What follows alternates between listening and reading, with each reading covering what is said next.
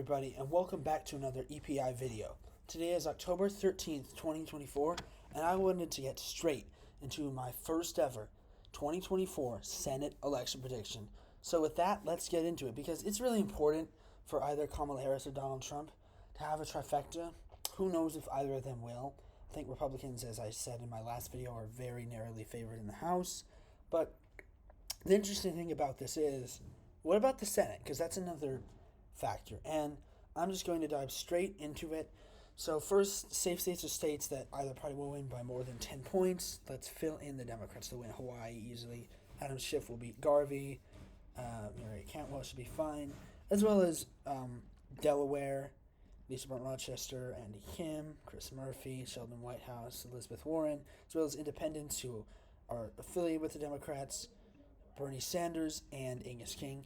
And I would also put in Kirsten Gillibrand as well as Amy Klobuchar, just because she's such a good incumbent and her opponent, the Republican nominee, is not doing so well, to the point where it looks like it should be safe for her. So that's the Democrat safe states. Republican safe states, they'll have an easy time with John Curtis in Utah, John Barrasso in Wyoming, as well as in North Dakota with Kevin Cramer, and Nebraska's special with Pete Ricketts, as well as Josh Hawley. Could get close to that 10-point margin because he's not a great incumbent, but as well as Marsha Blackburn in Tennessee, Roger Wicker, Mississippi, Jim Banks in Indiana, as well as the flip for Jim Justice in West Virginia. But as far as safe states, that's all we have for either party. And now the interesting part begins, where we get into likely states that are, well, likely between 5 to 10 percentage points by the margin. Let's start with the Democrats. The first state I think they have is Maryland. Now, Maryland could get safe really soon. And by my final prediction, we'll see how it is. I'm just saying that based off right now. The polling still, she's almost at 10, but not quite. Actually, you know what, though? She is up 11 in this one and up 15 in the more recent ones. And even up 7 to the point where she's likely going to win undecideds, although Hogan's good enough. I think we can actually put it into safe already. I'm just going to keep it safe, yeah. But, it was one that Hogan was doing well in, and he's doing just incredible for a Republican, but Maryland backed Biden by like 33 points. It's so deep blue. And then I'll say New Mexico is likely. It's more likely to be likely. Just because you see Martin Heinrich, I know he's up by 10, but people just don't know about Domenici as much. I know she's the daughter of the former Senator Domenici, the Republican from New Mexico, but still she has lower name recognition. I think Trump will carry her to a margin, since I think he'll be above or under 10 points, within 10 points against Kamala Harris. I think she will also be, though it's close to safe, but not quite there. I wouldn't quite put it there. And I think the Democrats also have Virginia as a likely. Again, this could be safe, but because Tim Kaine's such a good incumbent, he won by 16, and he's literally, up 20.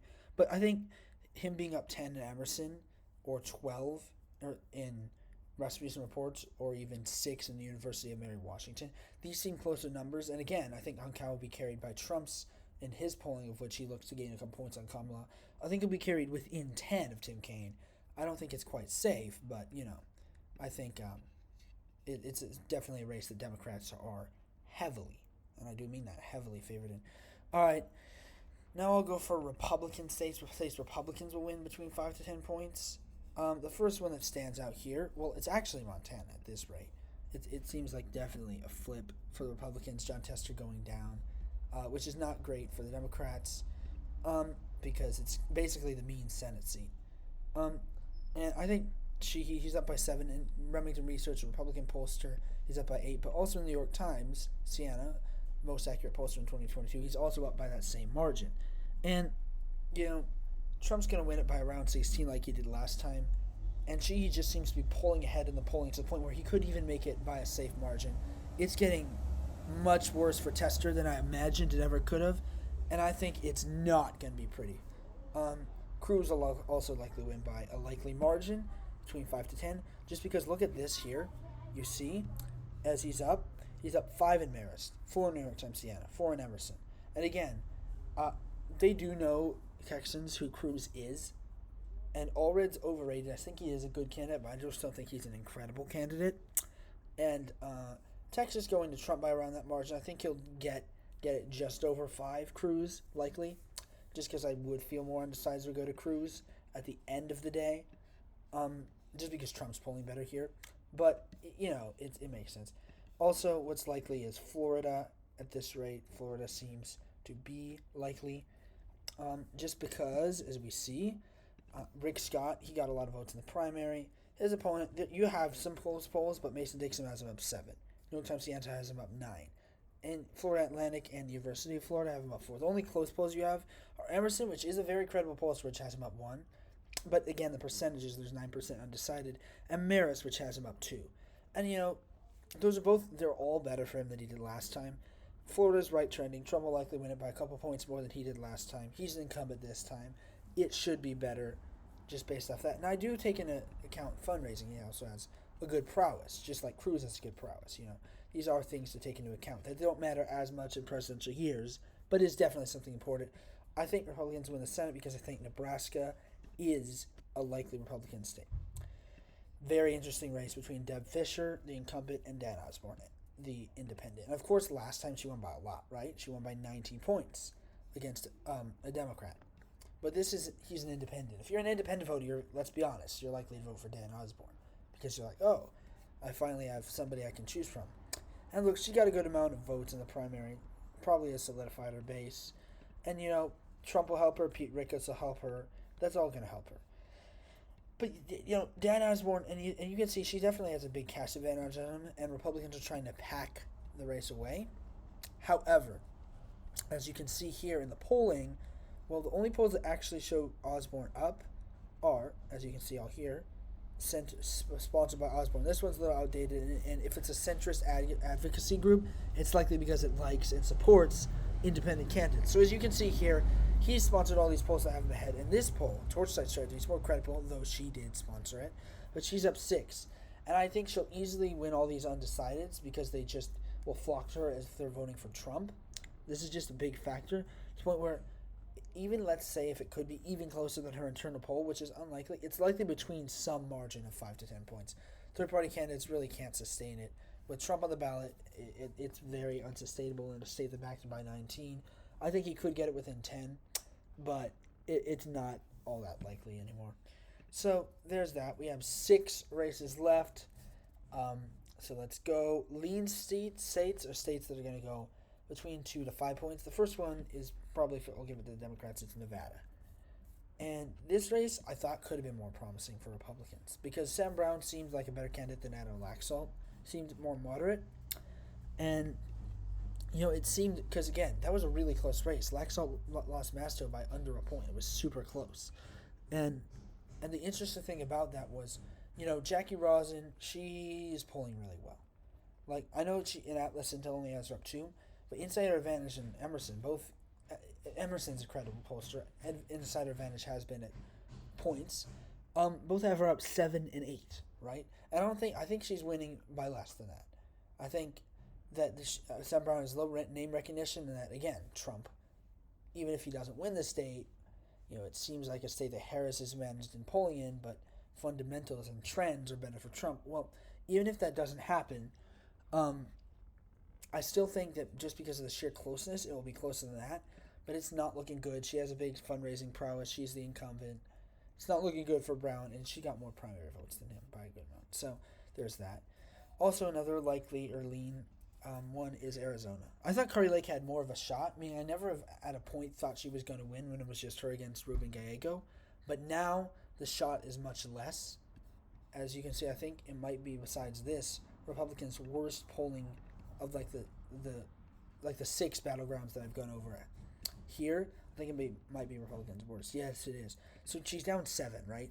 And that's in New York Times Siena, she's down 7. But also in Emerson, also in Inside Advantage, also in Fabrizio Enslow.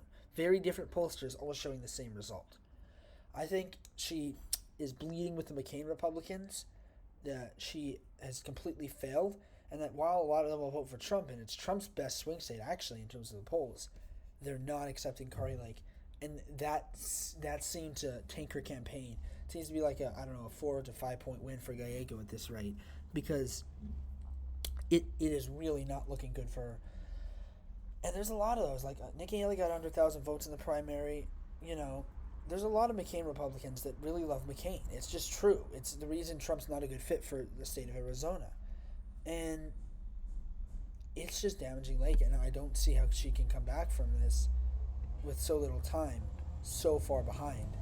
It's just not looking very good for Kari Lake. It really is not. All right, and so we have our last ones. I guess I'll start with Wisconsin, which again, still lean Democrat, but it's getting close to tilt. So Eric Hovde, definitely a better candidate than expected. She leads by 3. She leads by 1 in insider advantage, and only 2 in Trafalgar, but 4 in credible Emerson and Quinnipiac, which can be credible, and then 7 in New York Times CNN. And also 1, by the way, we should mention Atlas Intel, the most accurate pollster in 2020. So, Tammy Baldwin's a very good incumbent, and she has a connection with rural voters that other Democrats don't have. She has a good fundraising prowess. She got more votes than Hovde in the primary. All good signs.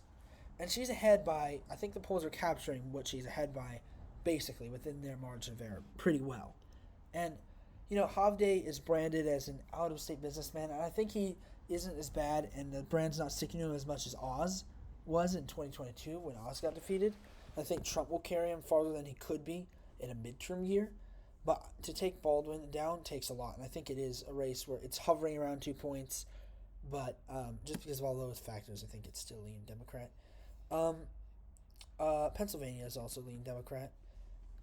Again, it's also getting closer. But the thing about Pennsylvania, as you can see here, is Bob Casey Jr. is a very good incumbent.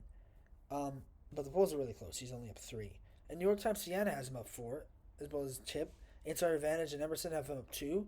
And Trafalgar and Atlas Intel have him up 1 and 2 respectively. The only one that's really good for him is Quinnipiac, which has him up 8. So, as we can see here, McCormick, I think, has a bad brand because he's also like Oz, if not worse, as his branding. And Casey, they've known for a long time, Pennsylvanians. He's an electoral juggernaut. Again, big fundraising prowess, more votes in the primary. But the thing is, I could see how this race is getting closer. And again, how Trump, because Trump is doing better than all these Senate Republicans, he's carrying him closer. But it still seems about a 2-point race where Casey does seem advantaged as he's such a good candidate. And this brand is really stuck to McCormick that a lot of voters, like the most engaged, are like, well, I know Casey.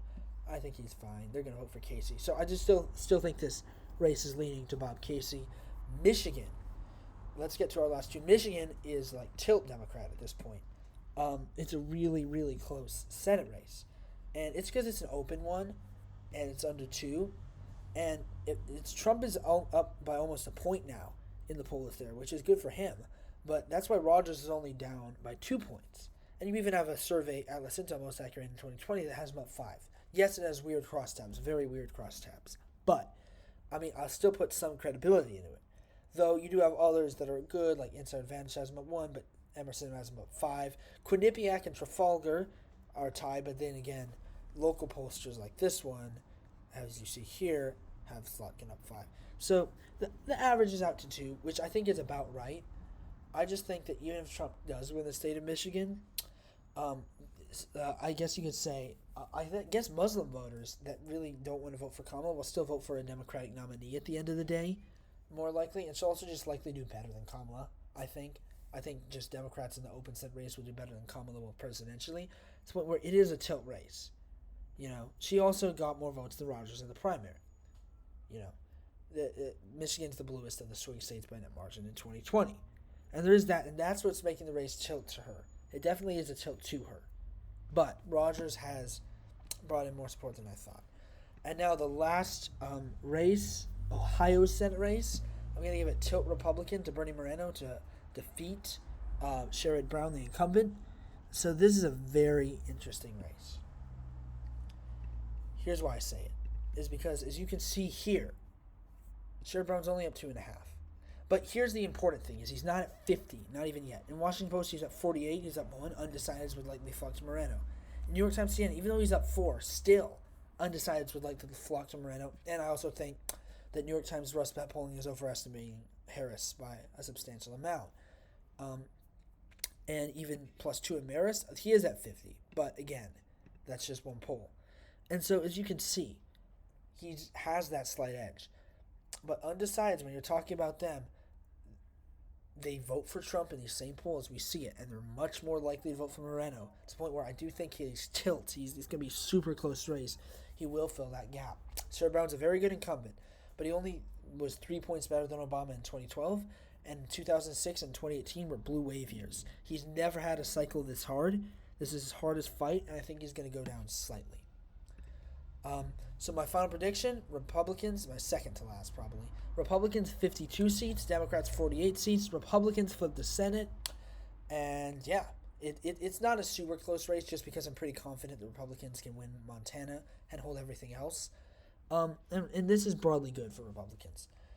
So, anyways, everybody, please comment down below for other suggestions of new videos you want me to make. Please like, please subscribe, and as always, thanks for watching. EPI out.